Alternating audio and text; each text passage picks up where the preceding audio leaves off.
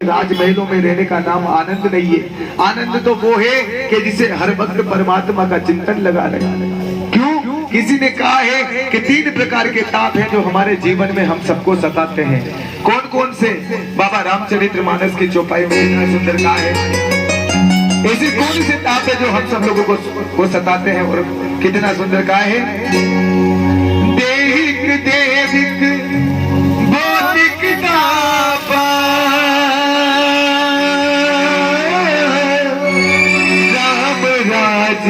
काहू नहीं व्यापा। राम सिया राम जय जय राम। राम सिया राम जय जय राम। राम सिया राम जय जय राम। सिया राम जय जय राम। परमात्मा कहता है संसार में कि कोई तन दुखी, कोई मन दुखी, कोई धन भी नहीं रहे उदास। थोड़े थोड़े सभी दुखी, सुखी तो राम के दास। मेरे परमात्मा ने कहा कि परमात्मा का जो दास है सिर्फ वही सुखी है। संसार धन के पीछे पड़ा हुआ कबीरा सब जग निर्धना। धनवंता नहीं कोई, धनवंता सोही जानियो जाके राम नाम धन होए।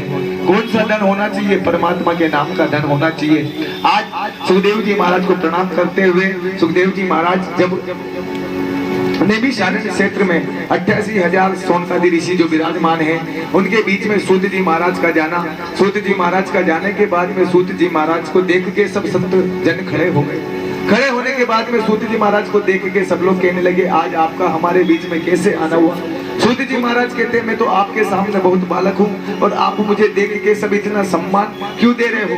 सोनकादि ऋषि कहते हैं कि कोई धन वृद्धा, कोई बल वृद्धा, कोई आयु वृद्धा, इस सर्वे अपनी ज्ञान के जो कोई धन में बड़ा हो सकता है, कोई बल में बड़ा हो सकता है, कोई विवेक में बड़ा होता है, लेकिन जो ज्ञान में बड़ा होता है वही सबसे बड़ा होता है। आप हमें कुछ प्रश्न हमारे ऐसे हैं, आप उनके उत्तर दीजिए। आज सोनकादि ऋषियों से संतों ने सूत जी महाराज से मानव कल्याण के लिए 5 प्रश्न किए। 5 प्रश्नों का उत्तर उन्होंने दिया।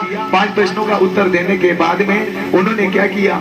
जिस प्रकार शुक्राचार्य जी ने देवताओं के द्वारा जब अमृत कलश लिया और अमृत कलश को जब वो देव और दानव के बीच में जब जाने लगे तो ब्रह्मा जी को भी उसी प्रकार अहंकार हो गया था।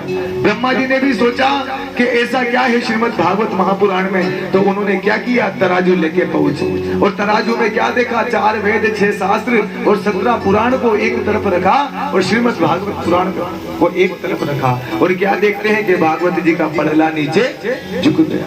तो झुकता कौन है? कहते हैं कि झुकना इंसान की पहचान होती है और अकड़ना मुर्दे की पहचान होती है। जो अकड़ता है ना, करता कौन है? जो मुर्दा होता है, जिसमें जान नहीं होती। और झुकता वही है जो इंसान होती है। जिस प्रकार एक पेड़ होता है, पेड़ में वही डाली ज्यादा झुकी हुई होती है जिसे डाली पे फल ज्यादा होते हैं। बिना फल की डाली कभी नहीं झुकती। आज मेरे परमात्मा कहते हैं कि सनत कुमारों के प्रश्नों के उत्तर देने के बाद में आज सोनकादि ऋषि ने क्या किया? सूत जी महाराज ने आज जब उनके जो भाई थे सूत जी महाराज, गोकर्ण जी महाराज की कथा उनको सुनाई। सनक सनंदन सनातन सनत कुमारों के द्वारा उनका उद्धार किया गया। उनकी कथा उनके सुनाई और उसके बाद में सप्ताह विधि 7 दिन की कथा हम सब लोगों ने सुनी। 7 दिन की कथा क्यों सुनी जाती है? कहते हैं भागवत भ यानी भक्ति, ग यानी ज्ञान, व यानी वैराग्य और त माने तप। कितने अक्षर हुए? भागवत। ये 4 अक्षरों की प्राप्ति होती है हमें श्रीमद् भागवत महापुराण। तो बोले कि महाराज कैसे? तो वो ऐसे होते हैं साहब कि जैसे आप ऐसे समझिए कि हम लोगों ने नई गाड़ी ली। अब नई गाड़ी लेने के बाद में अगर नई गाड़ी की हम लोग सर्विस नहीं कराएंगे तो गाड़ी का क्या हाल होगा? बोलो, क्या हो जाएगी? खराब हो जाएगी ना। उसी प्रकार परमात्मा ने वहां से ये नई गाड़ी लॉन्च करके भेज दिया। अब भागवत का पांडाल, यज्ञ का पांडाल, संतों का संग, ये सब क्या है? वृक्षों। जहाँ ये गाड़ियां जाती है क्या होता है? इंजन पानी, ऑयल पानी, सब चीज मन से, तन से, अंदर से जितने भी हमारे मन में नेगेटिविटी जो होती है वो सब यहाँ आके क्या हो जाती है? समाप्त। और वापस समाप्त होने के बाद में हमारा मन वापस परमात्मा के चरणों में प्राप्त हो कहते हैं भाई यानी भक्ति। जीवन में बिना भक्ति के परमात्मा को नहीं पा सकते। बिना भक्ति की तुम कुछ नहीं कर सकते, क्योंकि पहले मिलती है भक्ति, फिर भक्ति के बाद में प्राप्त होती है शक्ति, और बिना शक्ति के हम कुछ कर नहीं सकते। तो पहले भक्ति, फिर उसके बाद में शक्ति। लेकिन आजकल क्या हो गया? सब चाहते हैं कि आजकल तुरंत प्राप्त हो। तुरंत कैसे प्राप्त होगे? जैसे जादूगर आते हैं ना, वो तुरंत आम दिखा देते हैं। उसमें किसमें तुरंत दिख जाते हैं आम। लेकिन कहते हैं कि परमात्मा को आम के पाने के लिए बहुत समय लगता है। पहले बीज डालना पड़ेगा, बीज को संभालना पड़ेगा, धीरे धीरे उसको देखते रहना पड़ेगा। जब समय आएगा, और समय आने के बाद में एक ना एक दिन हमको फल प्राप्त होगा। लेकिन उसके लिए हमको क्या करना पड़ेगा? परमात्मा का इंतजार करना पड़ेगा। बोले वृंदावन बिहारी लाल की। दूसरे दिन की कथा में आज हम सब लोगों ने देना, भगवान ने जिस प्रकार मेरे परमात्मा के द्वारा जो भगवान के अवतार हुए उनकी कथा हम सब लोगों ने सुनी। देवर्षि नारद के द्वारा व्यास जी के आश्रम से आगमन हुआ, उनकी कथा हमने सुनी। तो पुनर्जन्म की कथा हम लोगों ने सुनी, पांडवों की कथा हम सब लोगों ने सुनी। महाभारत की कथा सुनने के बाद में कौरवों और पांडवों के बीच में जब युद्ध हुआ, और युद्ध में अंतिम समय में कौन बचा था? अश्वत्थामा। जब युद्ध होने लगा कौरवों और पांडवों के बीच में, तो अश्वत्थामा बजा। अचानक क्या हुआ? दुर्योधन ऐसी स्थिति में पड़ा हुआ था, क्योंकि दुर्योधन को एक इच्छा वरदान, क्योंकि उसने ये मांगा था परमात्मा से कि मुझे एक क्षण के लिए तो दुख और एक क्षण के लिए सुख, जैसे ही दोनों एक साथ आएंगे तभी मेरी मौत होगी। अब ये दोनों एक साथ कैसे आ सकते हैं? तो भगवान ने क्या लीला करी? दुर्योधन ऐसी स्थिति में पड़ा हुआ है कि शरीर से एक एक रक्त की बूंद बहती जा रही है, और कब प्राण छूट जाए इसका पता नहीं है। लेकिन ऐसी स्थिति में दुर्योधन के सामने कौन आया? अश्वत्थामा। अश्वत्थामा कौन है? दुर्योधन का परम मित्र। दुर्योधन से पूछता है, अरे मित्र, ये तुम्हारा हाल किसने किया? दुर्योधन कहता है, अगर ये बात मैं तुमको सच बताऊंगा तो तुम क्या करोगे? अश्वत्थामा कहता है, सच बात कहता हूँ, मेरे मित्र के लिए मैं कुछ भी कर दूंगा। दुर्योधन कहता है कि जाओ, मेरा ये हाल किसने किया? पांडवों ने किया है, जाओ उस पांडवों के सिर लेके आओ। जैसे ही अश्वत्थामा ने सुना, अश्वत्थामा ने ये तक भी नहीं बोला, और सीधा कहाँ चले? पांडवों के पास। कहते जाके रागे साइया मार सके ना कोल, बाल न बाका कर सके चाहे जगबेरी होए। पांचों पांडव आराम से सो रहे, लेकिन जैसे ही अश्वत्थामा वहां से चला तो भगवान अपने सिंहासन से खड़े हो गए। भगवान सीधे कहाँ चले? जहाँ पांचों पांडव सो रहे थे। पांडवों के पास पे पहुंचे और आवाज मारी, अर्जुन। अर्जुन को उठाया, बहुत आवाज मारी, तब जाके अर्जुन उठ के बाहर आया। अर्जुन से भगवान पूछते, क्यों? आनंद से नींद आ रही है क्या? तो देखिए अर्जुन कितनी सुंदर बात कह रहा है। अर्जुन कहता है कि प्रभु, जिसने अपने जीवन की बागडोर पूरी आपके हाथ में सौंप रखी हो, वो तो आनंद से ही सोगा। उसको क्या मतलब आ रहा है? भगवान कह रहे, हाँ चलो ठीक है, आओ, हमको तुमसे कुछ वार्तालाप करनी है। तो भगवान ने क्या किया? 5 पांडवों को वहां से निकाल के अपने साथ में ले गए। अब भगवान 5 पांडव को तो ले गए, और इधर पांडवों की पत्नी तो अपने 5 पुत्रों को लेके सो रही है। अश्वत्थामा आया, और अश्वत्थामा ने क्या किया? द्रौपदी के 5 पुत्रों के सिर को काट के और कहां ले गया? दुर्योधन के पास। दुर्योधन से जाके जैसे ही बोला कि दुर्योधन, तुमने पांडवों के सिर मांगे थे, लो हम सिर लेके आ गए। जैसे ही दुर्योधन ने सुना कि पांडवों के सिर, तो बहुत खुश हुआ कि मैंने जो चाहा वो मुझे मिल गया। और इतनी देर में जैसे ही दुर्योधन ने उसको खोल के देखा, तो दुर्योधन की आंखों में आंसू आ गया। दुर्योधन कहने लगा, अरे अश्वत्थामा, ये तूने क्या किया? हमारे वंश को ही समाप्त कर दिया। अरे मैंने तुझे कुंती के 5 पुत्रों के सिर लाने के लिए कहा था, तूने द्रौपदी के 5 पुत्रों को लेके आ गया। जैसे ही देखा तो कुछ क्षण के लिए दुख और कुछ क्षण के लिए सुख प्राप्त हुआ। उसी समय दुर्योधन की मौत हो गई। बोलिए द्वारिकाधीश भगवान की। भगवान कहते हैं कि इस प्रकार आज राजा परीक्षित का उन्होंने क्या किया, राज तिलक किया।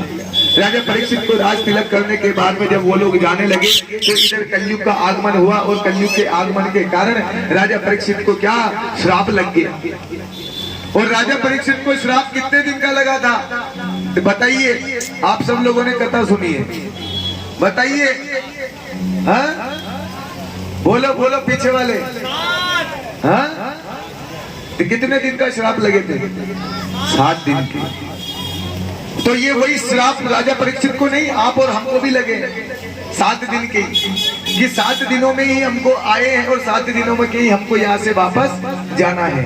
इन 7 दिनों में ही रविवार, सोमवार, मंगलवार, बुधवार, गुरुवार, शुक्रवार, शनिवार, इसी में ही जन्म होना है, इसी में ही सुंदर विवाह होना है और इसी में ही अंतिम संस्कार होना है। इन 7 के अलावा 8वां दिन कोई नहीं। मेरे परमात्मा ने क्या किया, आज सुखदेव जी महाराज के द्वारा आज राजा परीक्षित को जब श्राप लगे तो सुखदेव जी महाराज का आगमन हुआ, सुखदेव जी महाराज का पूजन उन्होंने किया और सुखदेव जी महाराज का पूजन करने के बाद में आज भोलेनाथ जी ने जो माता सती को जो कथा सुनाई, आज माता सती कथा सुनने के लिए लगी तो उनको नींद आ गई और नींद आने के बाद में क्या हुआ, जब परमात्मा ने उनको कथा सुनाई, कथा सुनाने के बाद में एक छोटे से बाल रूप के जो छोटा सा सुख था उसने कथा सुनी और कथा सुन के जैसे ही आज वो माँ उत्तरा वेद व्यास जी महाराज की जो पत्नी है बिटका देवी, उनके गर्भ में जाके उन्होंने स्थान प्राप्त किया।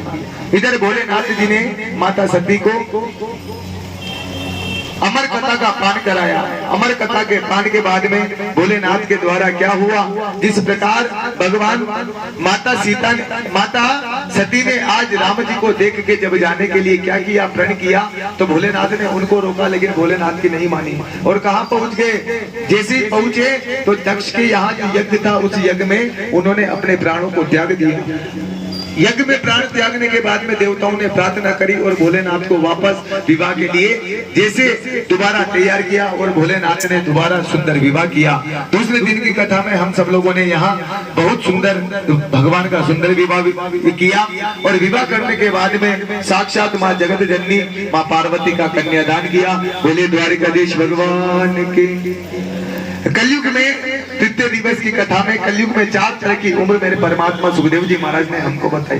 100 साल का आदमी जीता है आज के समय में। कहते थे जब सतयुग था तो सतयुग में लाखों वर्ष की उम्र हुआ करती थी, लेकिन सतयुग गया, त्रेता आया तो 10,000 में से एक बिंदी हट गई, 1,000 रह गया। त्रेता गया, द्वापर आया तो द्वापर में 1000 में से भी एक बिंदी कट गई और कितनी रह गई। जैसे ही कलयुग आया तो कलयुग में 100 वर्ष की उम्र रह गई। आज का आदमी ज्यादा से ज्यादा 100 साल तक जी सकता है। जी सकता है कि नहीं जी सकता?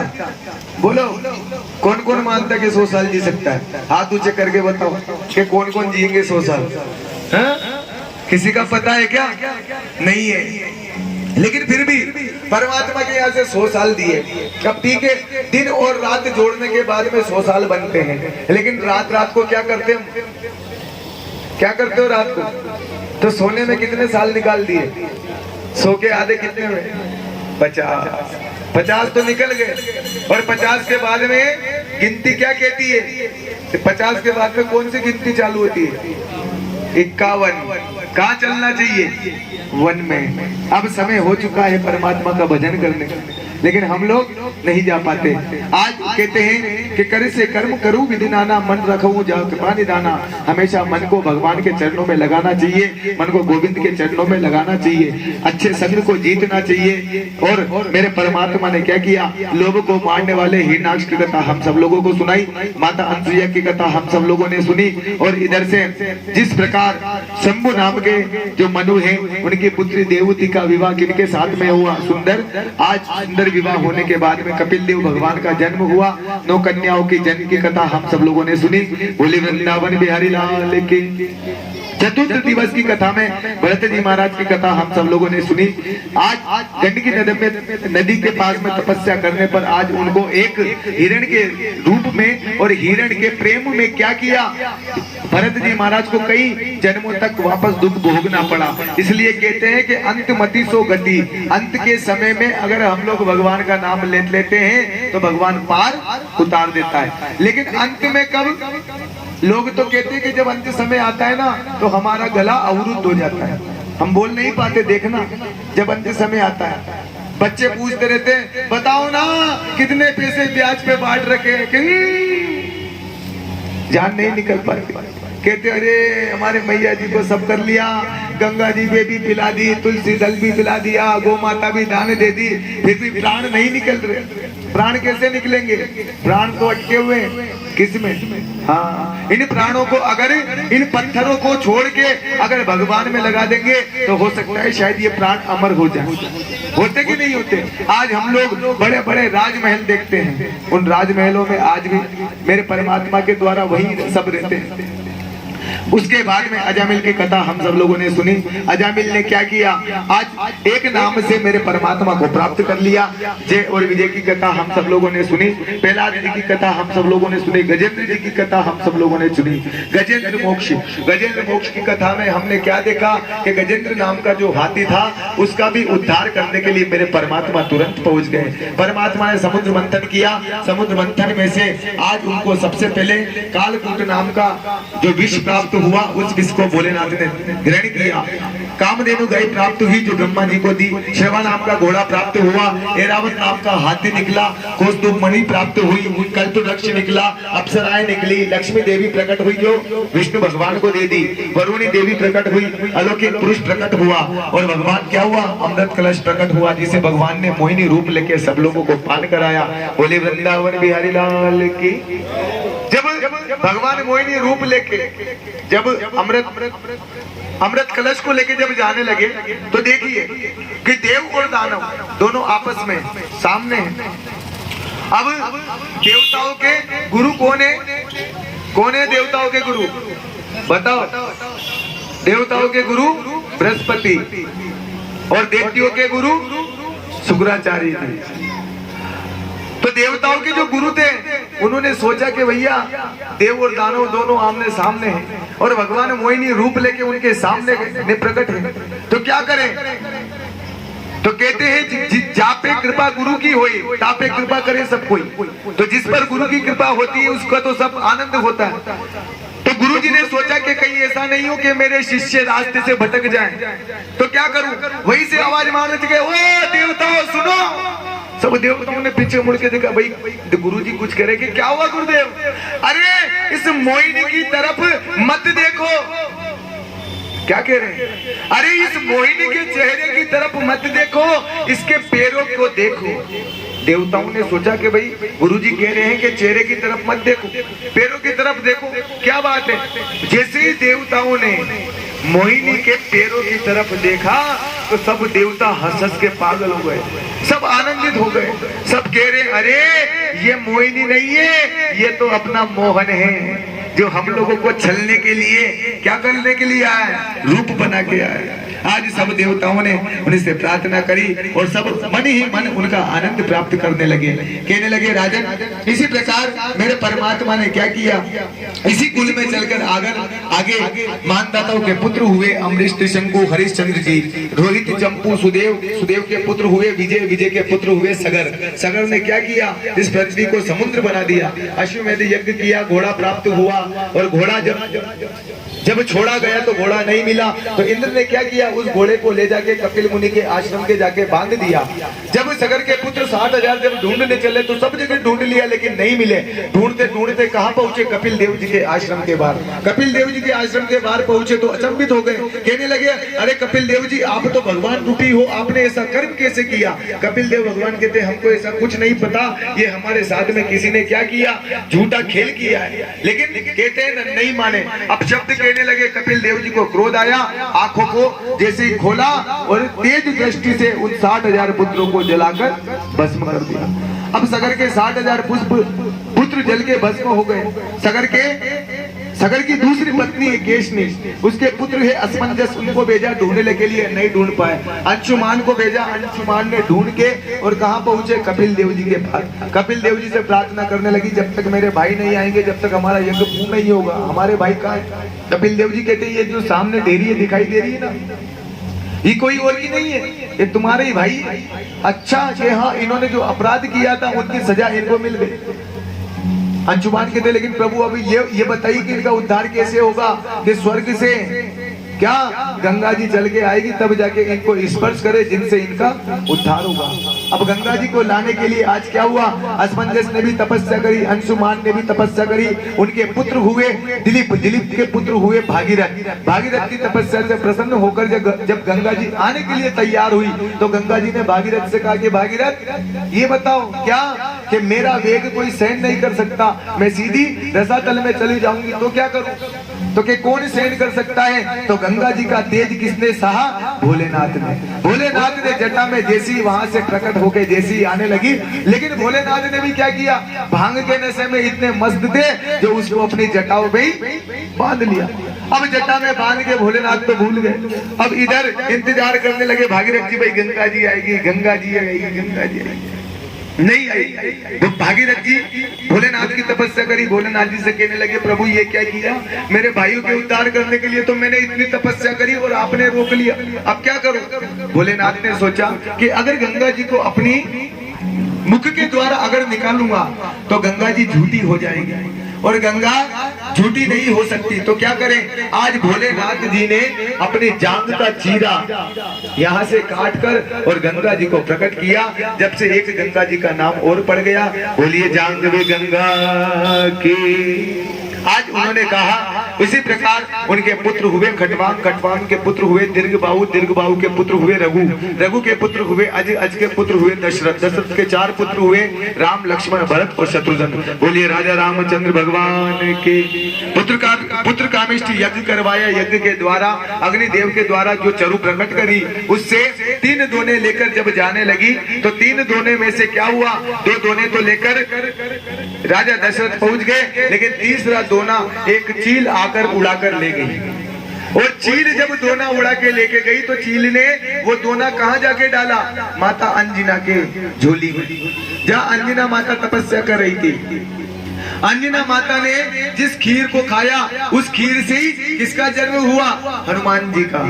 तो इसी प्रकार से हनुमान जी राम जी के भाई भी हुए, एक उससे दृष्टि से। ऐसी बहुत कथाएं साहब राम जी की, जब कभी समय रहा ऐसा तो कभी योग संयोग अगर आएगा तो कभी राम कथा सुनाने का समय मिला तो राम जी की लीला बहुत अलग है साहब। कहते हैं कि राम कृष्ण दो एक है अंतर नहीं निमेश, और एक के नयन चपल है और एक के गंभीर विशेष।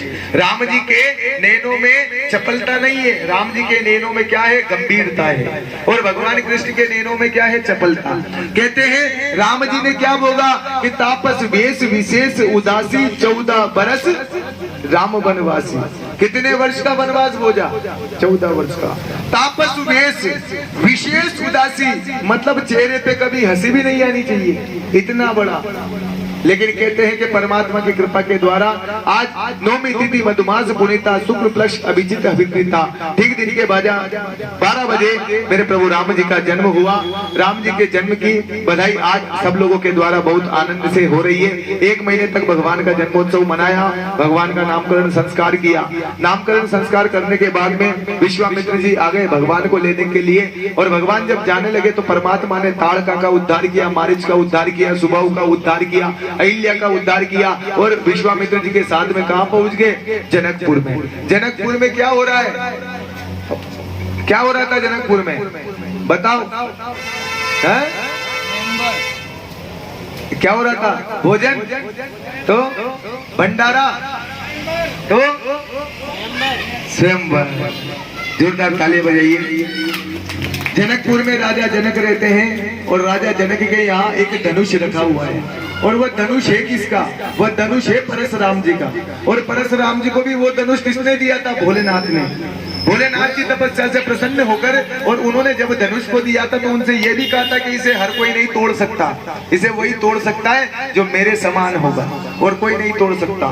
आज स्वयंवर के बीच में मेरे प्रभु राम ने प्रतिज्ञा चढ़ाई और प्रतिज्ञा चढ़ाने के बाद में आज चारों भाइयों का सुंदर विवाह हुआ।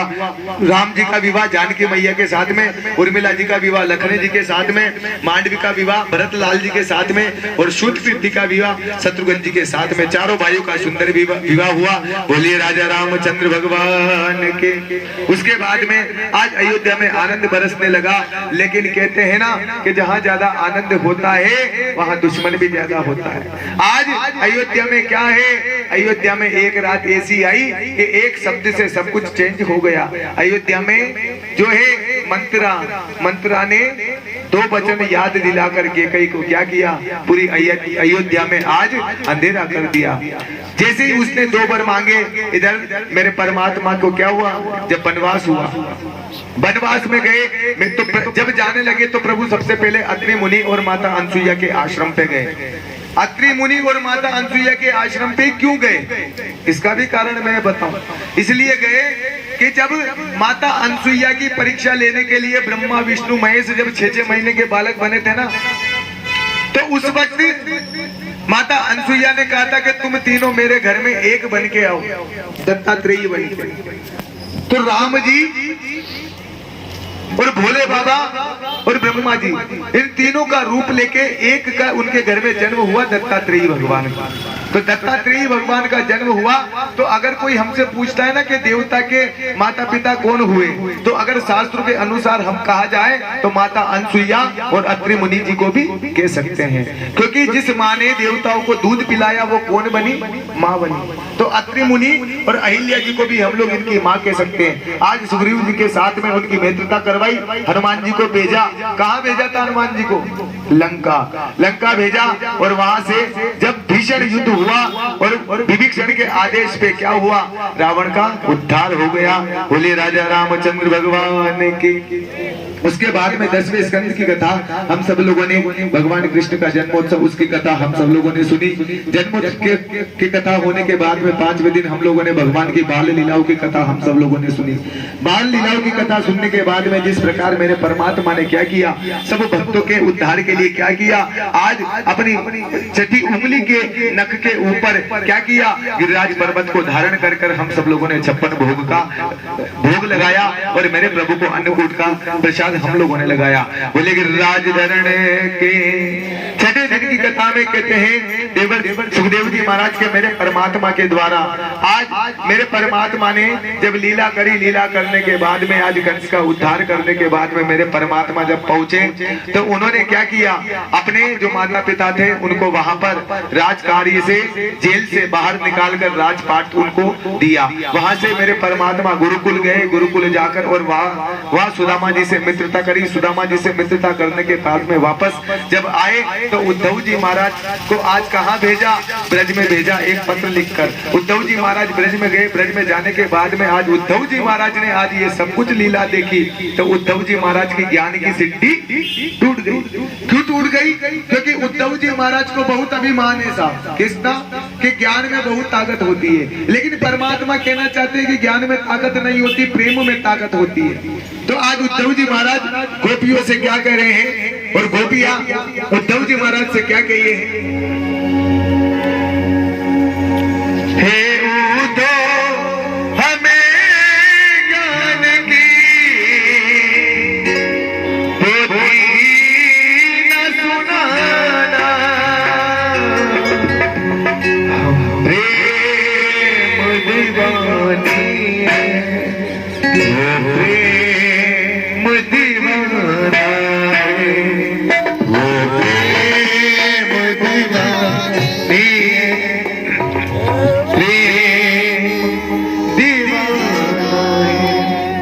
आज उद्धव जी महाराज ने मेरे परमात्मा के कहने के अनुसार जब पहुंचे तो वहाँ आज उन सब लोगों का भाव देखे उद्धव जी महाराज की आंखों में आंसू आए।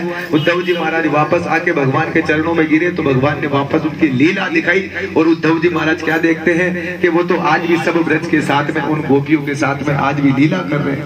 मेरे परमात्मा ने आज जैसे ही सुना और इधर क्या हुआ, जिस प्रकार मेरे परमात्मा की लीला जब देखा तो इधर एक रुक्मी की बहन है जिसका नाम है रुक्मणी। भीष्मक राजा है, उनकी पुत्री है।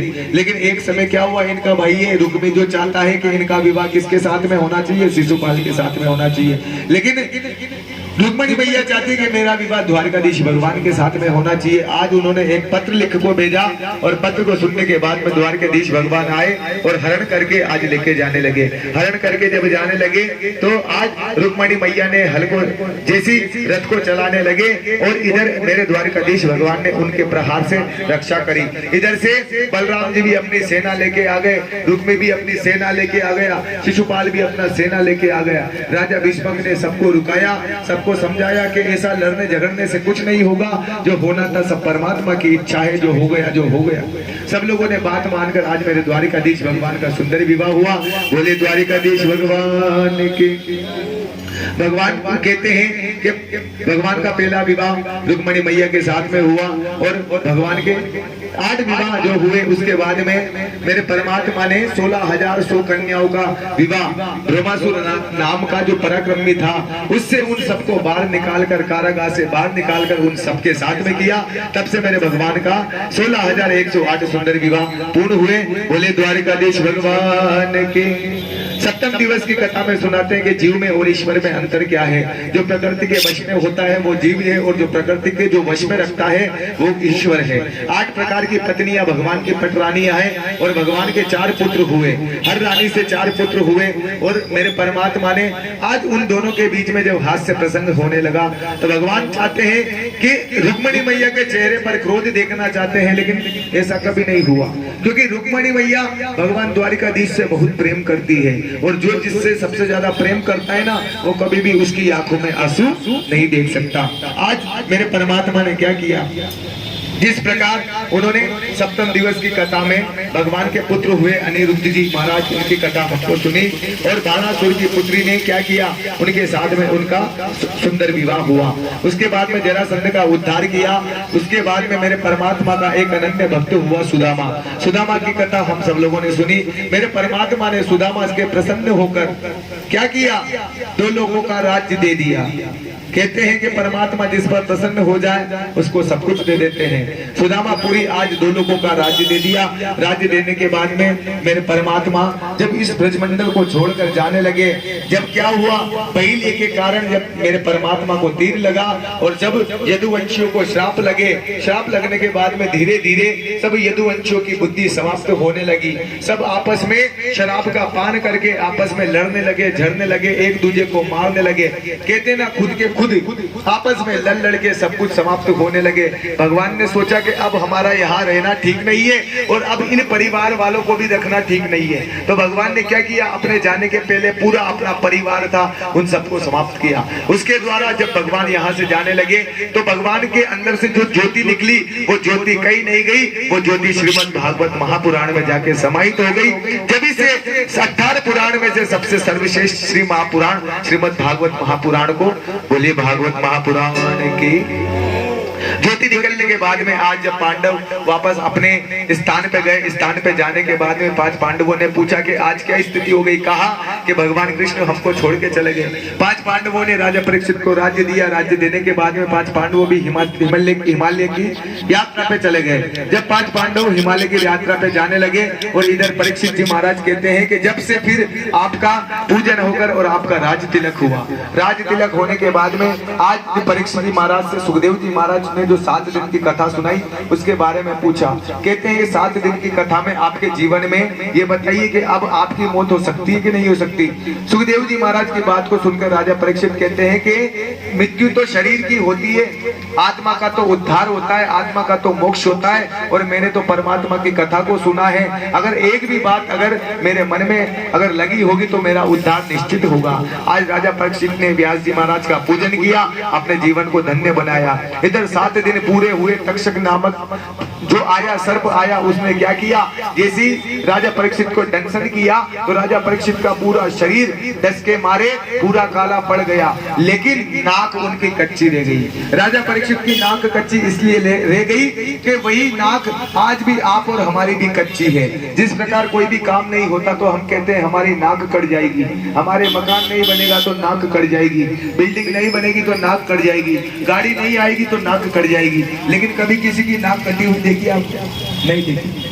आज राजा परीक्षित के पुत्र है जन्मेजय भगवान, जन्मेजय भगवान को क्रोध आया और उन्होंने क्या किया, तुरंत यज्ञ प्रारंभ कर दिया और यज्ञ ऐसा प्रारंभ किया कि दूर दूर से जितने भी नाग देवता थे सब उसमें आके स्वाहा होने लगे। इधर स्वाहा होने लगे, उन्होंने देखा कि ऐसी स्थिति हो गई तो पूरे नागों की सर्प योनि समाप्त हो जाएगी।